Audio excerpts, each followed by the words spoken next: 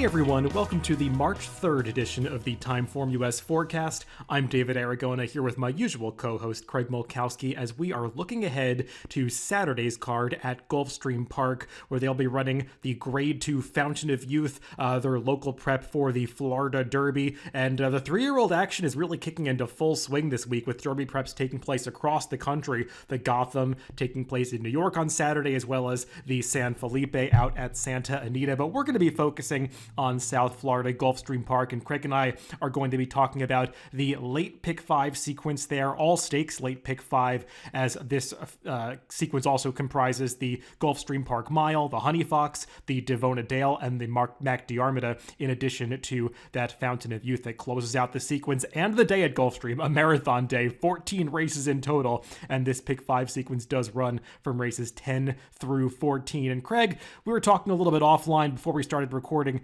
This is the kind of sequence that does feature some favorites that figure to be substantial and some might say look pretty legitimate. So you have to decide how much you really want to invest trying to beat those favorites in a pick 5 like this. Right, and it just comes down to where do you think you have some opinions that might add some prices. I think there's a few in here. Not the heavy favorites, we'll get into it more, but I don't think they're the kind that you can just go against. I think I think we're talking about at least two, maybe three, have very strong chances to win. Yeah, and the two that I was referring to, both trained by Todd Pletcher, and they actually bookend this sequence. Obviously, Forte, who is going to be the heavy favorite in the Fountain of Youth. But Craig, we kick off with another one of those. The Todd Pletcher trained to Charge It in the Gulfstream Park Mile, Grade 2 event going the one-turn mile on the dirt at Gulfstream, which does kick off this late pick 5 sequence in race 10. And was getting some mixed signals from Pletcher last week, as I saw our DRF colleague Marty McGee was reporting that Pletcher was likely to skip this race. He just thought it was coming back a little bit too soon after Charge It returned from the layoff, I think just 4 weeks ago at Gulfstream, but I think they reconsidered. This horse has been trading strongly, so they decided to go ahead and enter, and I think they're going to run on Saturday now, it looks like, preparing for the Oaklawn Handicap, and then hopefully taking their shot at the Met Mile and bigger targets over the summer. And, Craig, just the way this race came up, it's pretty hard to go against Charge It if you figure that he's going to take any kind of step forward off his seasonal debut.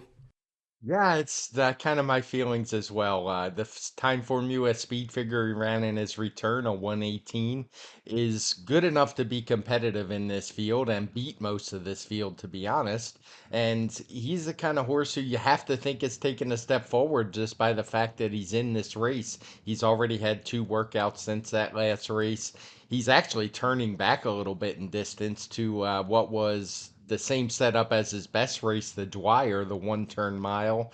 He draws well on the outside. It's just hard for me to find any real holes in his resume for this spot. Yeah, there's just not much else going on in this race, at least to me. I mean, I guess the other horse that is his main rival is Endorsed, who has been in good form recently. He's won 2 in a row, which you might have been surprised would come out of Endorsed at this point in his career if you've known this horse, because he's done a lot of losing over the past couple of seasons, but seems like Mike Maker has that horse in good form right now, and he's coming off one of his best performances ever in the Fred Hooper last time when he beat 11 rivals, but he only got a 117 Timeform US speed figure that day. It feels like that's the best that Endorsed is capable of right now, and Charge It already ran faster than that last time, obviously, in a prep race where he wasn't even fully extended, and we know that Charge It is capable of doing better than that, so you'd expect some forward movement in his second start off the layoff, and just seems like Charge It has such a talent edge over this field. I personally don't want to invest too much money trying to go against him. No, if I was going to use a backup, it would be a distance C, and it would be Endorsed just because I think he's the horse that if for whatever reason Charge It didn't show up, he'd be the most likely to win. As you said, he's a horse who was having real troubles finding the winner's circle after winning 3 out of his first 6 career starts, I think it was. He was like one for a whole bunch of starts, one for in the upper 20s. But to come back and win 2 in a row, you can kind of scrap that. Didn't want to find the winner's circle because he obviously can now. Just feels like he's the second best horse, and it's not by a little bit. Yeah, more than anything, I'm just looking forward to seeing how Charge It runs in this race because, from a fan's standpoint, he could be a real exciting horse in this handicap division moving forward. He showed such potential last year when he won that Dwyer by 23 lengths, and turns out some of the horses that he beat have not been that bad in subsequent starts. Actually, one of them could be favored in the Tom Fool at Aqueduct on Saturday. So it feels like Charge It could really take this handicap division by storm this year and showing the versatility to have success going the 1 turn mile as long as the 2 turn more classic distances that could really make him formidable just in a variety of top level races over the summer. So he'll have to pass this test first, but I'm very interested to see how he does. And I was watching some of his recent workouts on XBTV at Palm Beach Downs, and I kind of understand why Todd Pletcher is running in this race. He has been training very strongly. I mean, this horse just has a really impressive stride, a beautiful way of moving.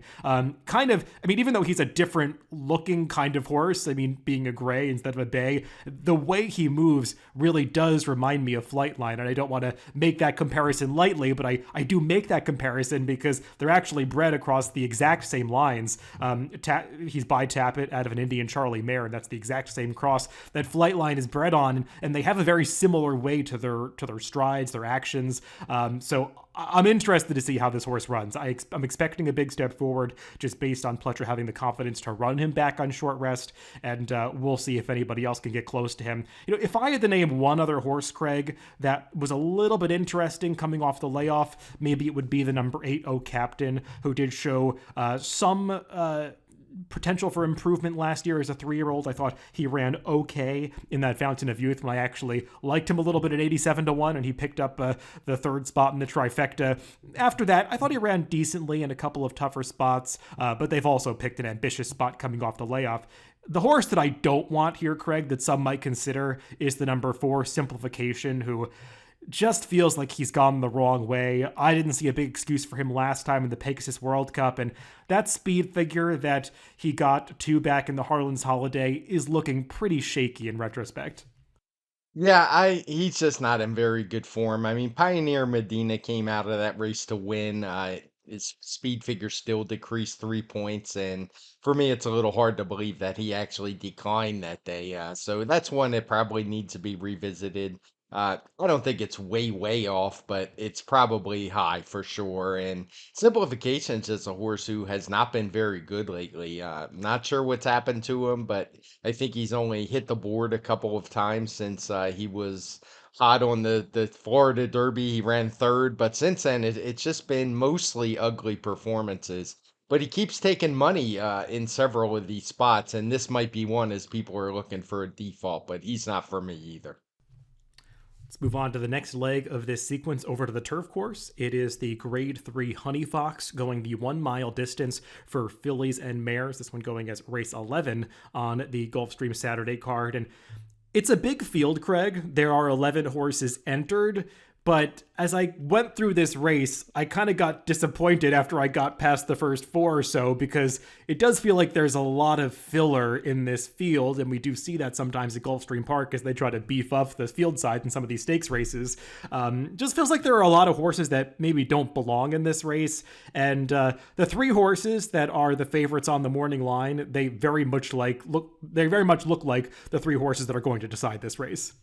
Yes, I had similar feelings, and it looks like the morning line maker did as well. It looks like he ran out of points after he got past the number 4 horse because there's not a whole lot of contenders after that, to be fair. And for me, it's probably going to come down to the 2 Chad Brown horses. They seem the best. Faith in Humanity is a horse I really liked last year. She had those couple of races with Gina Romanica, another filly who both of them were kind of a little on the obscure side for Chad Brown, but they both had very good seasons. Um, I thought they were better than, just based on speed figures, better than the races they were running in. So I don't want to totally hand this race to her stablemate, Speak of the Devil, who had that eye-popping win her first time in this country in the Churchill Distaff Turf Mile when she blitzed the field from off a slow pace far back. That did come over a course with a lot of give in it. Not sure if that's what led to the huge figure, whatever happened, she disappointed greatly in the Just a Game, disappeared until now. It's been about 9 months, I guess. But she's obviously got real talent. Chad Brown's bringing her back. He's very dangerous off the layoff. So for me, the two Chad Browns are going to be the A's. White Frost, I'm a little more lukewarm on. Her return was fine. It was a pretty weak allowance race. She didn't get a great speed figure. So she would be more like a C to the two Chad Brown A's for me.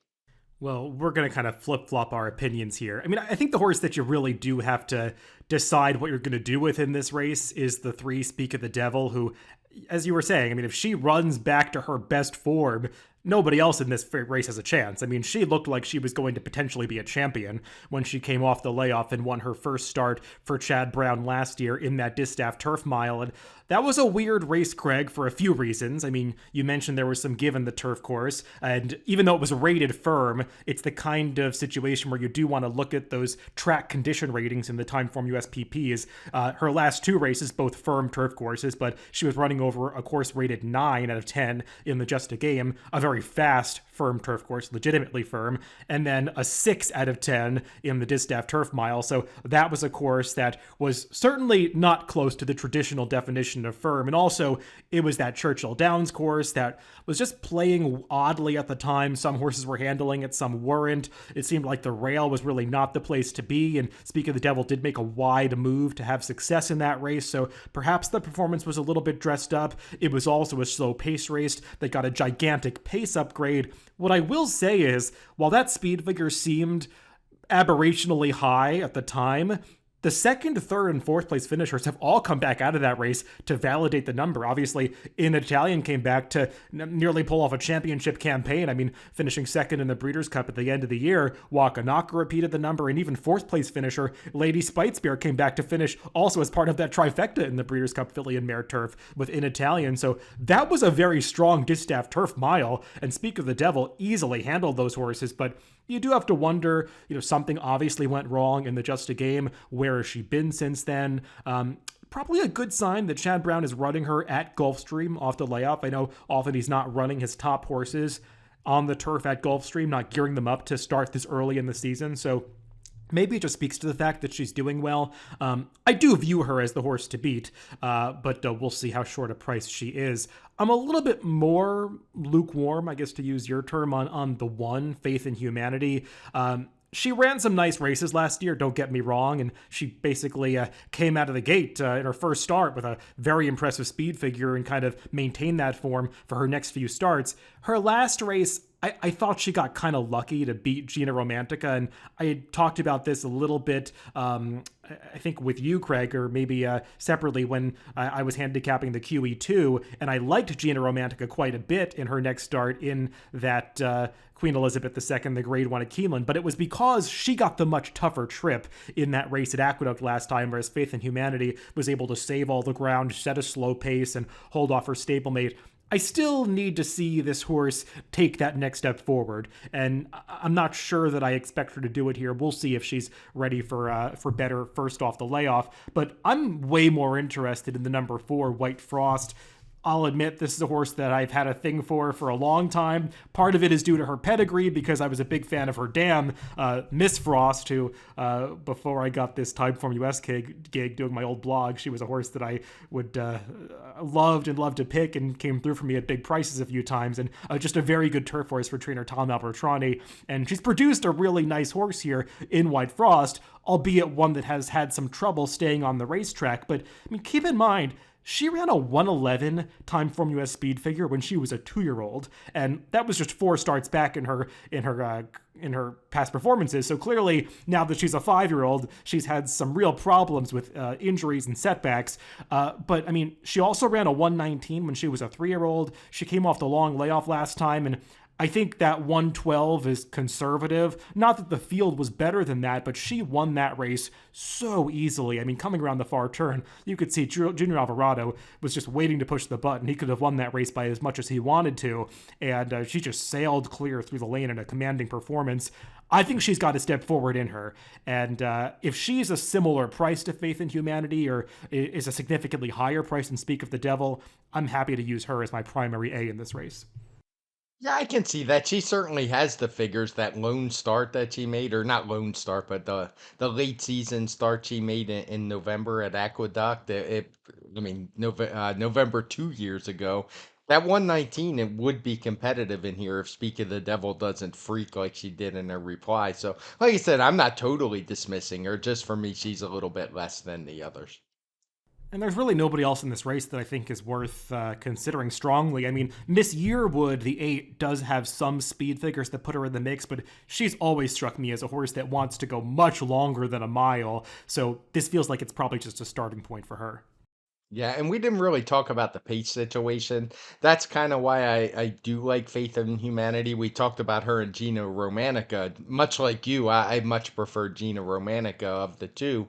But it does seem like a race where drawing the inside on this Gulfstream turf course is one where she could get loose. The only horse on the pace projector shown up with her is Sweet Danny Girl, drawn far outside, a horse who's only tried the turf once. She did it and won, but she did it setting a very slow pace and going wire to wire. So I do think Faith in Humanity has a good chance to be alone on the front end.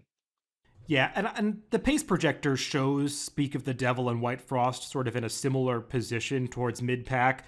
I view it differently. I expect White Frost to be much closer to the pace. I mean, she just has more natural tactical speed.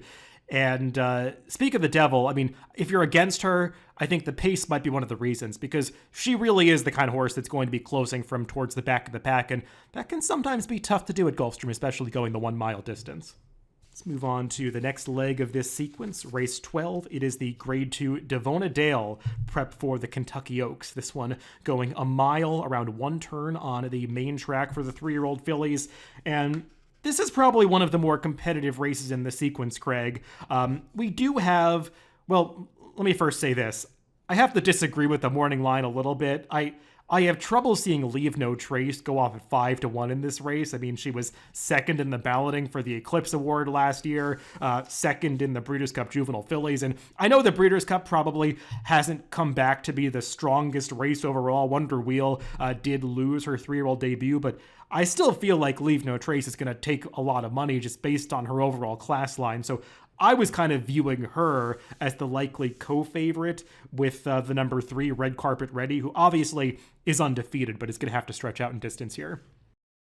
Yeah, I would agree with you. If this was a two-turn race, maybe I'd think differently. Would leave No Trace Straw in the far outside, but the 10 post shouldn't be that big of a deal in the one-turn mile. People love those Breeders' Cup last race running lines like we get from Leave No Trace, particularly when they run a good race like she did in second. So I don't think she's going to be any 5-1 either. But that said, I think of the races we're going to talk about, this is the one that's the most wide open. I think there are several different directions you can go in here. And I guess we should start. Let's start with those two who we've talked about. Red Carpet Ready, I've got no real knocks on her. Her speed figures fit. There's nobody in this field that's been running any great shake speed figures, which is typical of the 3-year-old filly division. So that's why I don't think there's any real standout in here. I just wonder, when is it going to be too far for her? She's done everything right. It's hard to knock her. It's still just a one-turn race, but I do wonder about that extra furlong for her and if I want to take a short price. And Leave No Trace, who you brought up, that juvenile Breeders' Cup Juvenile Fillies, it's not like it's been the strongest race. We've seen horses come out of it. They haven't done particularly well.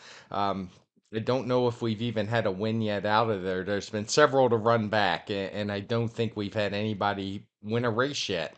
Um, so definitely not the strongest Breeders' Cup Juvenile Fillies. So this is a race where I'm going to spread in and not really lean on those favorites at all.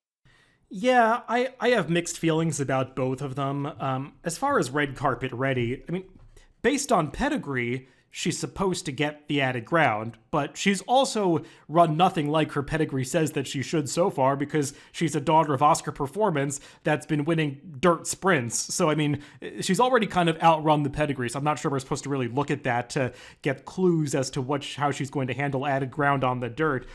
Physically, to me, She looks a little bit more like a sprinter. She's got that quick action to her. Watching her races, her big weapon is this great turn of foot that she has. She's got this real burst of speed that she can unleash, and we saw that at the top of the stretch last time when she was just able to run clear of that field, kind of catching some rivals off guard, and then was able to hold sway at the very end.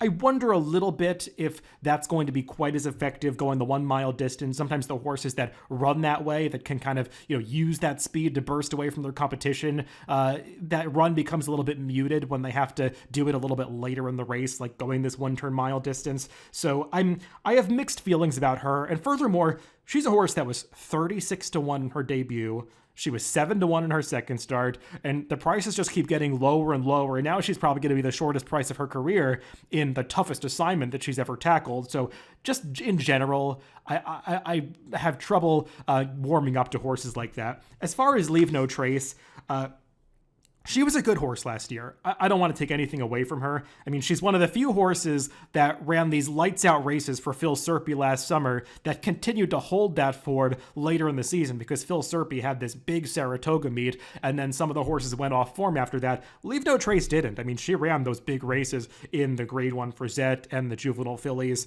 So I think she's legitimate. Watching her recent workouts, it does seem to me visually like she has grown up. She is a tall drink of water these days.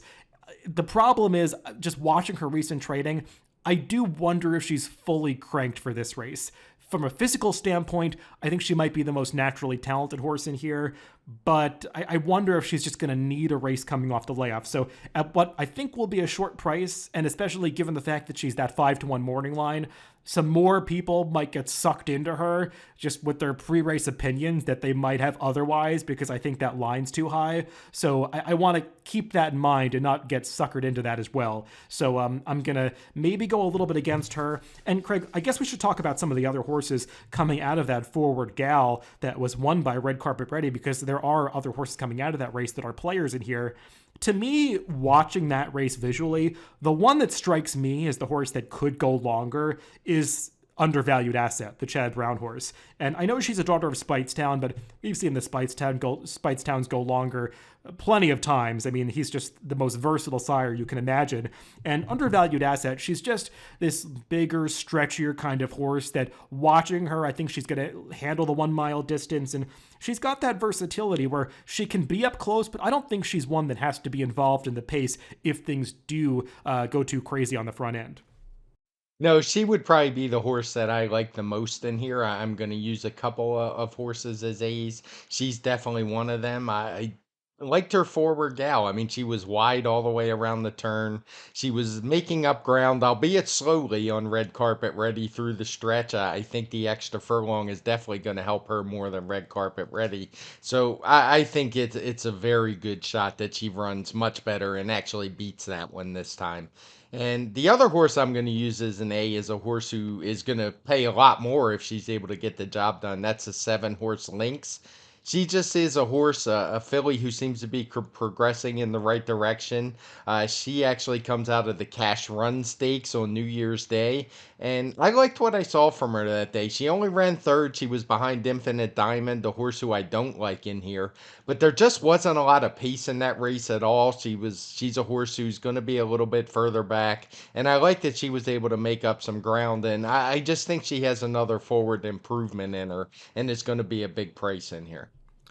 Yeah, I'm glad you brought up the Cash Run. I kind of have the opposite opinion coming out of that race. I mean, I get that the pace wasn't that fast and Lynx ran okay, staying on for third, but when I watched that replay, Infinite Diamond to me just looked like she was in a different class than the rest of that field. I mean, she traveled so strongly into the race. Jose Ortiz just had a handful of horse the entire way, and she slipped through the narrowest of openings at the top of the stretch to take over. And I mean, she won that race to me with something left in the tank. So, I mean, she's the one that I would want out of that race. And she's actually a pretty big price on the morning line here. I guess we'll see how they bet this race, but to me, that Cash Run, I don't see a reason why it's supposed to be so much worse than the Forward Gal. She's already proven she can get the 1 mile distance. I mean, I guess some people might look at her workouts and think, I don't know, did she miss a race? It could have just been the plan that Patrick Biancone did not want to turn her back to the 7 furlongs after already going the mile in the cash run. So maybe they just pointed for this race after she won that race in early January. And I think it's noteworthy that Jose Ortiz, who rides for Todd Pletcher and had the mount on atomically last time, has gotten off that horse to stay with Infinite Diamond, and Todd Pletcher is kind of forced to use a jockey that he almost never uses on atomically, the rail horse. So to me, that's a real vote of confidence in just Jose Ortiz's opinion of Infinite Diamond. So if she's anything close to that price, she's one that I would definitely want to use. And I would say I'm kind of between Infinite Diamond and the Chad Brown runner, undervalued asset for my top pick in this race. And the prices could make it an easy decision because Infinite Diamond just figures to be a much more enticing price on the tote board. Craig, one more horse that I do want to ask you about is the 6, Guns and Graces, who is just a weird horse to be in this race. You might remember she was in the Suncoast and scratched out of that race, the race where Wonder Wheel came back off the layoff and lost as the favorite. And now she's running back in this race, which really isn't in a much easier spot. I mean, it's a grade 2 event. Is Chad Brown just really high on this horse? Are the owners making him run? I mean, what do you make of the fact that he's running this horse that just looks uncompetitive on paper? She just looks too slow for me. I try not to put too much thought into what Chad Brown's thinking. I imagine maybe that the owners are pushing him to run here because that AD Timeform US speed figure, even though we've talked about the fillies haven't been the fastest group, yeah, she's not for me. And I know if she wins and pays $35, everybody's gonna say, "Oh, how did you let a Chad Brown and Joel Rosario go off at 16 to 1 or whatever?" But I just don't see it. I'm not sure what's going on with the horse, but from what I've seen in the 2 races, I haven't been very impressed. No, I have not either. Physically, she just looks like a horse that's not quite ready for this yet. Maybe she's taken a big step forward in her workouts. It does seem, just based on the workouts I'm looking at, that she's been working in company with undervalued asset, but just based on the form, she's hard for me to build a case for. Move on to race 13, the Mac Diarmida. This one, a grade 2 event going 1.3 miles on the turf course. And Craig, this is one that we took an in-depth look at when we did our stakes preview earlier this week. You can check out that video on DRF's YouTube channel. We go through a lot of the contenders. We'll probably try to condense our discussion a little bit as we redo it right now. But, Craig, I know that we both had a similar opinion of the horses coming out of that Red Smith at Aqueduct. They're the 2 shortest prices on the morning line, and they're coming in off competitive speed figures, but both Astronaut and Highest Honors got perfect trips in that race, and I'm not as convinced that things are going to work out quite as swimmingly on Saturday. No, I agree with you, and particularly for Astronaut. As you mentioned, the rail was the place to be in that Red Smith, and both horses spent basically the entire race on the rail. Astronaut did it, setting a clear lead all by himself the whole way, and just pulled away. We talked about Tom Albertrani has found the whole card with this horse, obviously, since he got him from John Sheriff's. The speed figures have exploded. But it just feels like last time was the time. Astronaut, I don't see him making the lead in here. There is some other speed. The pace projector is always a bit tough in these longer races, but he's shown back as the 5th or 6th fastest horse. So I'm more against him. Highest Honors, I won't leave him off my tickets, but he would be more like a C type. He does draw the rail. He gets Irad Ortiz. He has those competitive speed figures, but it's not like he's a win machine. He's a horse who didn't move to turf till later on in his career, which is kind of odd in and of itself, but he did show some promise on the dirt. He was a horse who actually tried the Travers after winning, I think it was the Curlin Stakes. So he showed form on both surfaces, but as you mentioned, he doesn't have that usual turn of kick. Maybe that's why the 1.3 miles should work for him, but I'm more lukewarm on him. Astronaut, I'm definitely against.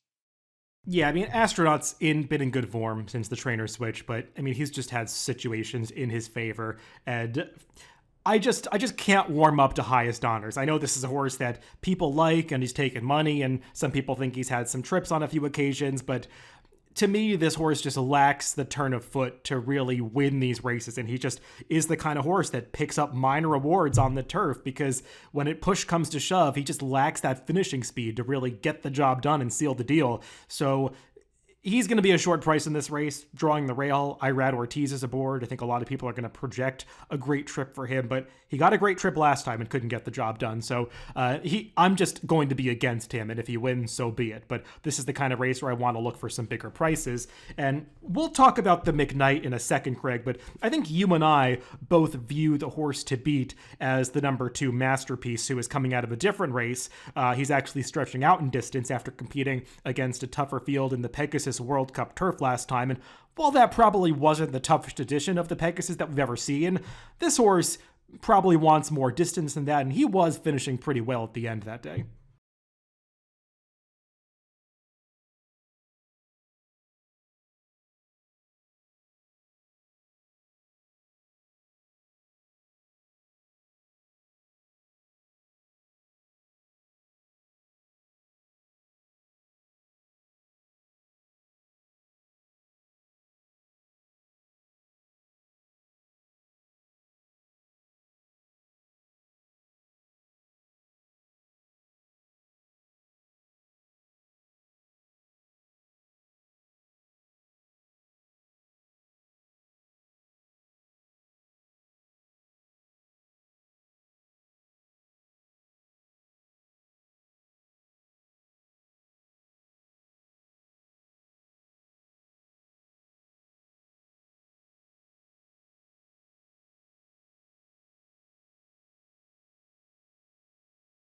Yeah, and you mentioned the pace a little bit.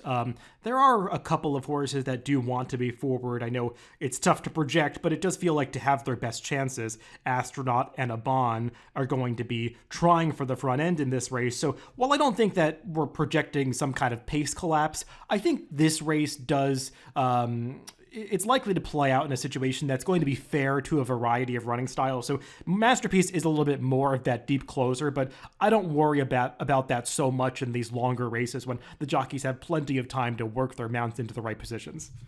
Let's talk about that William L. McKnight, which is a race that I think 5 horses are coming out of to run in this back Diarmida, and they finished in a variety of positions. The winner, Red Knight, is not coming back, but the 2nd, 3rd, 4th place finishers are all running back in here, Craig. And I know we talked about it a little bit on our preview yesterday. I think of the horses that did well in the McKnight, the one that we would want is Value Engineering, who kind of made the first move into that race, was more forwardly placed in a race that collapsed than some others, and just has really validated his improved recent forms in stretching out to these marathon distances for Mike Maker. And that's no surprise for Mike Maker. It seems to be his specialty. He's certainly good in many areas of training horses, but these marathon races, particularly for older males, really seem to be the thing where he does the best. And he doesn't often do it right away when he gets these horses, but he has with Value Engineering. He claimed them. He won that off the turf synthetic race in Brandon Knight's 117 speed figure that day. Turned him back into McKnight, and I liked how he ran that day. He ran a 120. It was a race that fell apart. I'm sure we're going to talk about that a little bit. Aban was part of that pace scenario, who's drawn out in the 11 hole this time. When you look at the chart, it was horses all coming from the back to do their best running. Value Engineering of those was the closest up, took the lead maybe a little bit prematurely and was still able to hold off everybody but the winner, Red Knight. So I think it was a really strong effort, and I wouldn't be surprised if this horse has another win in him. No, I'm never surprised when these Mike Maker horses keep improving over these marathon distances, so I do view him as one that you could use in this race, but I'm most interested in a different horse coming out of the McKnight who could fly under the radar here, and maybe I'm going out on too much of a limb here, Craig, though I know that you don't completely disagree with me, and I would recommend that people go back and watch the trip of the number 4, Time for Trouble, who did finish back in 6th in the McKnight, but I thought had enough trouble to say that he could have bridged that gap between him and some of the Mike Maker horses that are coming back in here. And in my opinion, he ran better, or just as well, I should say, as horses like Wicked Fast and Shoddy, who are in that photo go for third and just kind of sucked up for those minor awards. Whereas Time for Trouble broke well, was actually in a stalking position moving down that short backstretch heading into the first turn of that 3-turn race, and just kind of got into a tight spot, got badly shuffled back all the way to the tail end of the field. And after that, his rider, who I would say I'm not the biggest fan of in turf races in general, or especially not turf marathons, just seemed to lack some patience and began this premature move at the start of the backstretch, moving about 4 wide to regain some of that lost position, and ended up going wide into the far turn. Just seemed to get out-kicked a little bit at that point, but once he really got into him in the stretch, this horse was staying on again at the very end and passing horses across the finish line to get up for 6th, and it was just kind of a race where he ran in spots, a topsy-turvy trip, and this is a horse that, in general, has been in vastly improved form ever since they gelded him at the beginning of last year. He's won 4 of his 6 starts since he was gelded for trainer Jeff Hiles, and he just seems like a horse that is doing very well right now. He won that Claiming Crown race at Churchill on the dirt back in November, even though he has never really shown himself to be that much of a dirt horse before, but I think the fact that he won that race just speaks to the fact that he really is in career form right now, and he ran another top race on the turf last time. He's going to have to take another step forward to beat this field, but in my opinion, he is getting what I would call a subtle but significant rider switch to Junior Alvarado, who I think rides the turf very well, especially with horses like this that are coming from off the pace. So I think this could be a really significant change for Time for Trouble. And I'll just add one more thing. His trainer, Jeff Hiles, who I personally am not that familiar with, if you look up his stats in Formulator, they're pretty impressive. He's got a positive ROI with all starters over the past 5 years and does especially well with turf runners. His turf ROI with all starters is almost $4, so he can certainly spring some surprises on this surface. So this is a horse that I will definitely be using prominently in this sequence. Yeah, that's a pretty crazy stat. To almost double your money betting all runners from a trainer, and it's not a tiny sample size either. It's just amazing, and I don't want to dwell on this horse too much. You know, you sold me on him. I definitely will be using him on my tickets, and I just want to emphasize how bad that trip was that he had, and I think a lot of it was rider induced when he checked out and dropped all the way back to last. I really didn't think it was that bad. I thought it was more the rider panicking a little bit. And you could see that panic when he made that big, wide, way premature sweeping move. So the fact that he was able to stay on and run as well as he did and actually ran his best Timeform US speed figure on the turf says a lot about him. And he's definitely a horse I don't want to take lately at a huge price.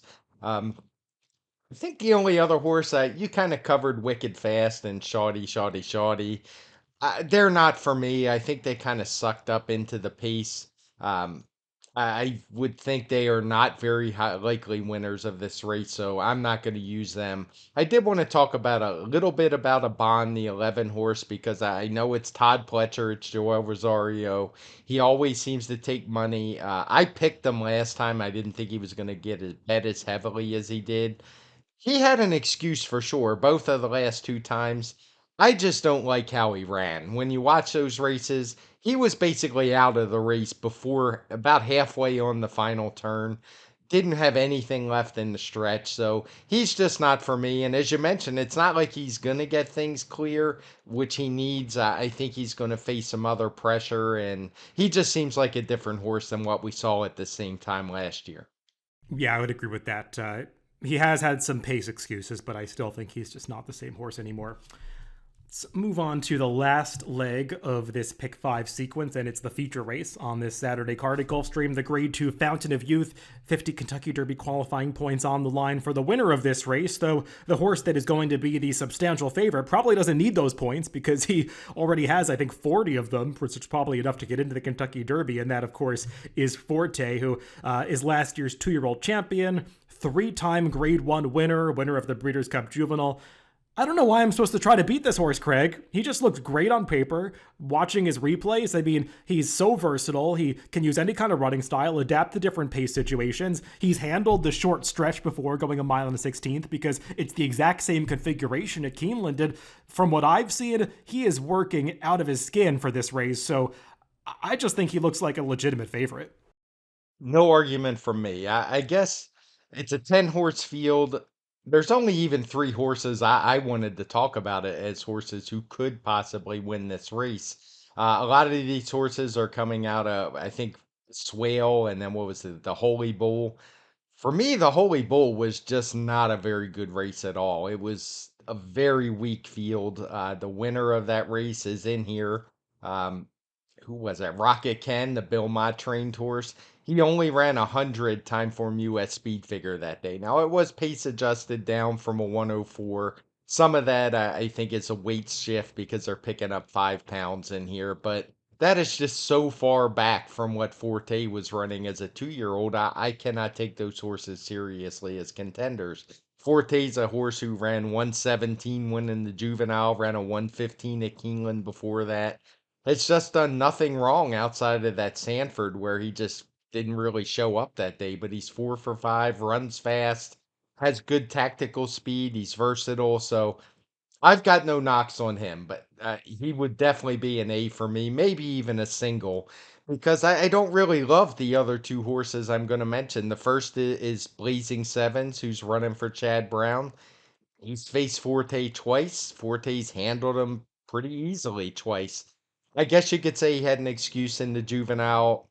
I would say, yeah, maybe he would have been better than fourth. I don't think he was beating the winner.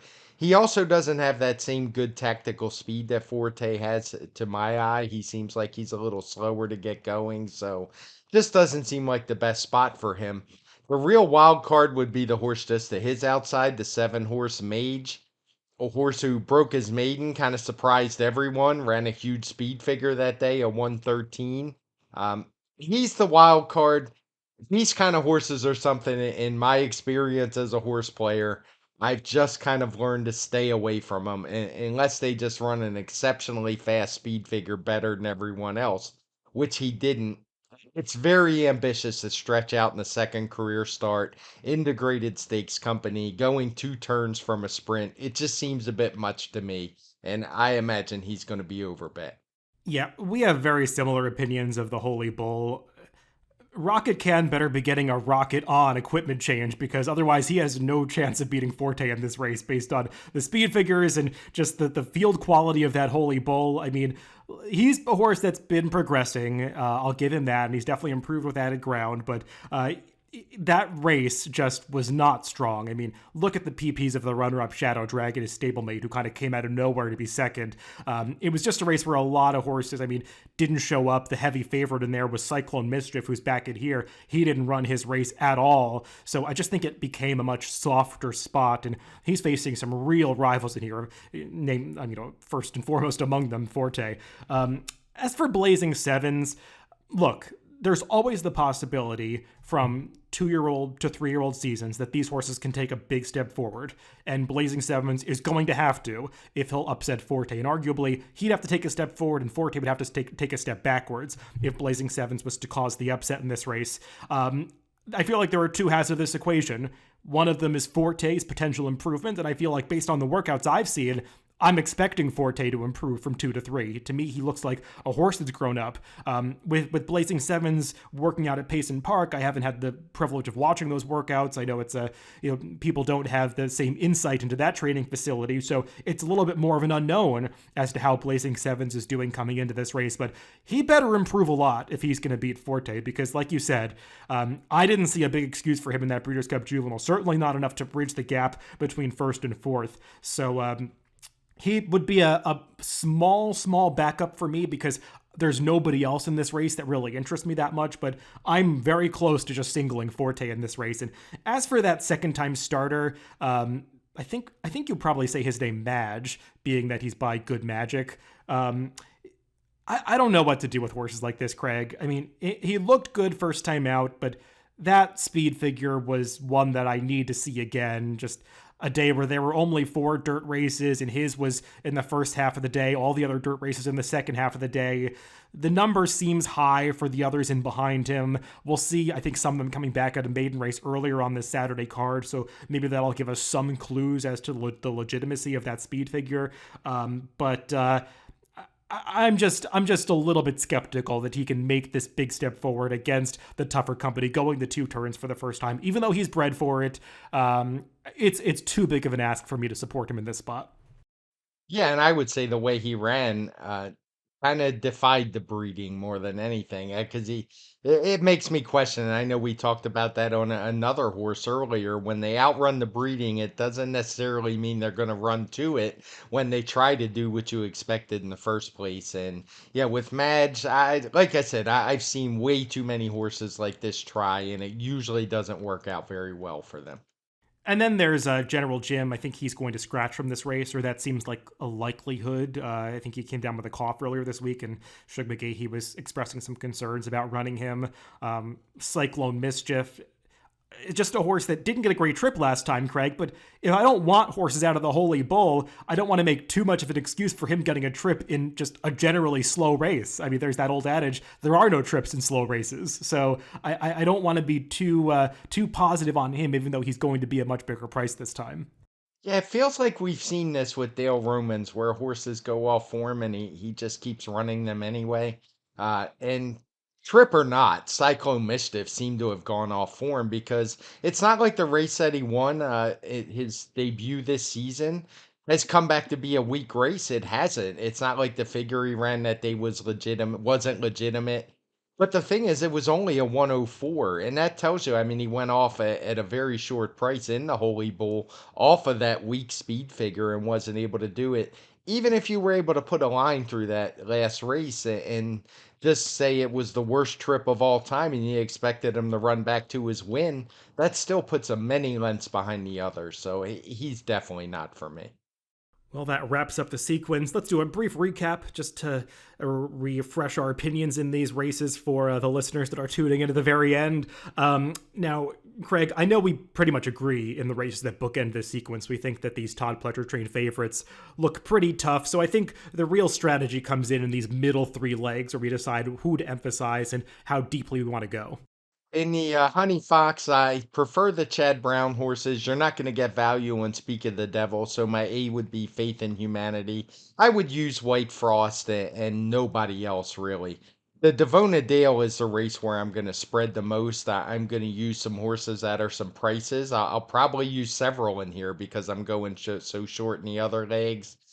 We talked about Infinite Diamond. I actually prefer Lynx out of that race, but it's not like I'm not going to use Infinite Diamond. Red Carpet Ready, I'm going to use, although at 2 to 1, I'm probably going to have to tier my tickets where I don't have tickets with 4 and 5 favorites on them because there's no point in that. Undervalued asset, I'll use.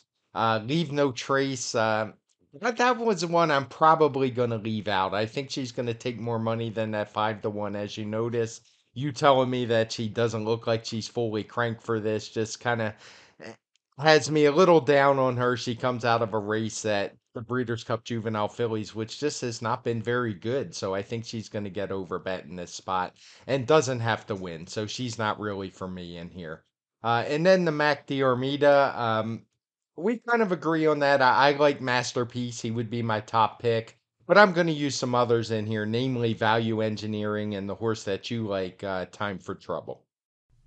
Yeah, and I'm going to be using A's and with those Pletcher train favorites in the 10th and 14th races, and barely any backups in those races, maybe one in each as C's, but basically singling in those first and last legs. And in the Honey Fox, the second leg of the sequence, I will be using White Frost as an A, and I think I'll be using Speak of the Devil as a B. I do want to emphasize White Frost because I have an opinion on her, and Faith in Humanity a little bit less, but they're the three that you use in that race, and then you move on.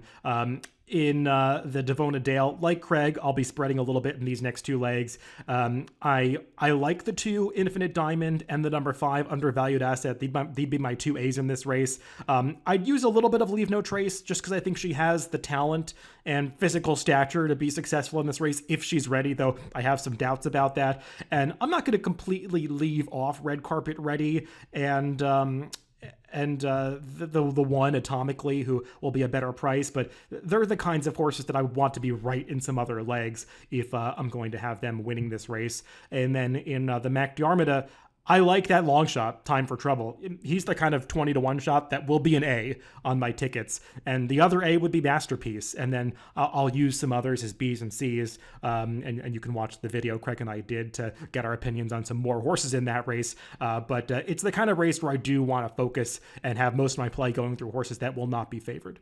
So, Craig, that's a look at this Fountain of Youth Day sequence. Hopefully, we've given out some good opinions. And, of course, I'll be back to recap all these races next week. And I'm looking forward to seeing how this action plays out this weekend, both at Gulfstream and in the other Derby preps, because there is a lot of top-level racing going on around the country. Yeah, there is. It's going to be a fun pace cast on Tuesday. We have big card at Santa Anita, big card at Aqueduct. I haven't looked too far ahead to those, but that's what I'm going to be spending my Friday, which is the day we're recording, doing because I'm really excited for Saturday's racing. Well, everybody, thanks for listening to the forecast this week. Remember, you can always catch these podcasts on DRF.com, Spotify, Apple Podcasts, and YouTube, wherever you get your podcasts. Just make sure to subscribe to the Daily Racing Form channel. Again, everybody, thanks for tuning in, and make sure to catch that TimeformUS Pacecast coming up next Tuesday.